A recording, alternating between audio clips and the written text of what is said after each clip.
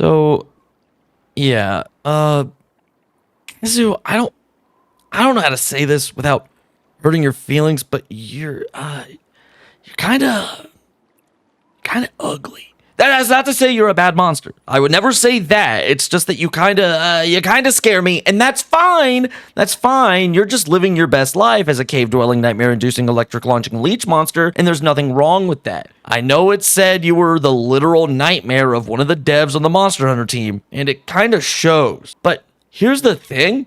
I wasn't really too creeped out by it the first time I fought it in Rise, and I don't know what that says about me. It wasn't until I started looking at it and learning about its ecology, and I saw just how horrific this freak actually is. Oh, what about it made me feel this way?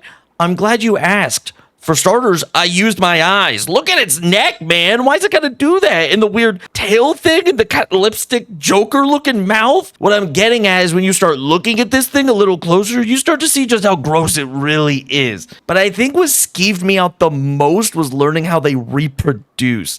They grow their baby in their tail, paralyze a warm-blooded creature with their electrified saliva, and then pump it. No, I can't say pump it.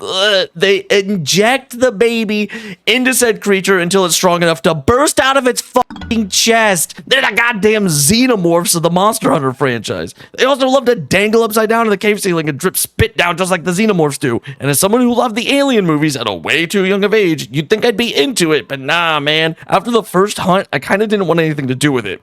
But with all that said, he is a pretty solid monster. He really mixes it up by being not cool.